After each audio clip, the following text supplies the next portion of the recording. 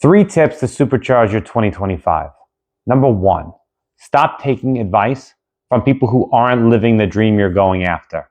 When I started investing in real estate and I wanted to buy properties and do all these things, all the negative advice I got was from people who didn't own investment properties. They had stories, oh, it's a disaster to get someone out. Oh, the tenant's going to call you at 3 o'clock in the morning. All these things may be true, but they had no firsthand experience on it. And I was taking advice and having your dreams kind of shut down by people who don't physically live it, right? Because when I had that conversation with someone who owned real estate, they didn't have the same things to say. So stop taking advice from someone who's not living the dream that you're going after. Number 2, get good at what nobody else wants to do. What nobody else wants to practice, what's the hardest thing for everybody else, that's what you focus on and that's what you get good at. So I'm not a big sports guy, but for football, I don't know why, I would spend my entire practice working on onside kicks. I think it's the most beautiful thing. You get the ball right back. Onside kicks and defense.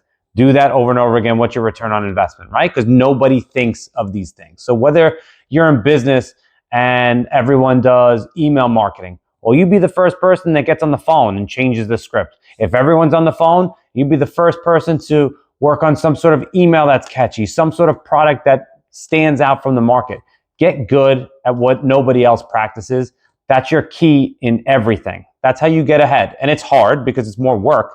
But when you do it this way, you're going to have much less competition. People in real estate think the hardest market is these high-end homes and these, $1 million, $2 million markets. When realistically, those have less competition because most people are focused in the smaller home ranges. So the easier barrier to entry is the harder market in the end.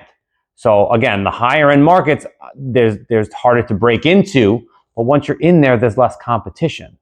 So it's weird. You set up your barriers to go with. It's very easy to get your real estate or mortgage license and do these $300,000 to $700,000 homes, but that's where everybody is, and you have more competition there.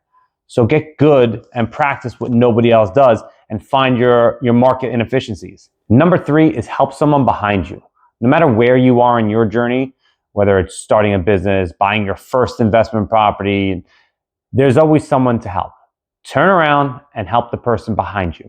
Because not only does it just feel good and feel right, because someone helped you at some point. You're sharing what you know, helping someone else, you're actually growing in that process. You become a mentor. You have someone that looks to you, and it almost sets a standard for yourself. When you have to do things for yourself, it's one thing.